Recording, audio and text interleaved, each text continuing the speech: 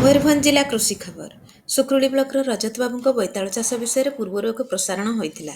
ଏହି ଭିଡ଼ିଓ ଦେଖି ୟୁଟ୍ୟୁବର ଜିଜ୍ଞାସୁ ଭାଇ ଭଉଣୀମାନେ ପ୍ରଶ୍ନ କରିଥିଲେ, କେତେ ବୋଇତାଳୁ ଫଳିଥିଲା?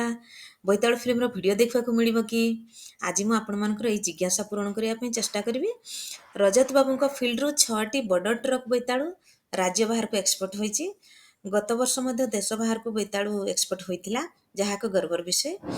ଆହୁରି 6-7 ଛୋଟ ଗାଡ଼ି ବୋଇତାଳୁ ଲୋକାଲ ମାର୍କେଟରେ ବିକ୍ରି ପାଇଁ ପଠାଯିବ। ଏହି ଉନ୍ନତ ଧରଣର କୃଷି କାର୍ଯ୍ୟ ଦ୍ୱାରା ରଜତ ବାବୁ ବେକାର ହୋଇ ବୁଲୁଥିବା ଯୁବକମାନଙ୍କ ପାଇଁ ଏକ ଉଦାହରଣ ପ୍ରସ୍ତୁତ କରିଛନ୍ତି। ତାଙ୍କର ଦୃଢ଼ ସଂକଳ୍ପ, ନୂତନ ପଦକ୍ଷେପ ଏକ ସ୍ୱାଗତଯୋଗ୍ୟ ଉଦ୍ୟମ। ଯଦି ଆପଣମାନେ ତାଙ୍କର କାର୍ଯ୍ୟକୁ ପ୍ରଶଂସା କରିବାକୁ ଚାହାନ୍ତି, ତେବେ ଦୟାକରି ଲାଇକ୍, ସବସ୍କ୍ରାଇବ୍ ଓ କମେଣ୍ଟ କରନ୍ତୁ। ଧନ୍ୟବାଦ। ଜୟ ଜଗନ୍ନାଥ।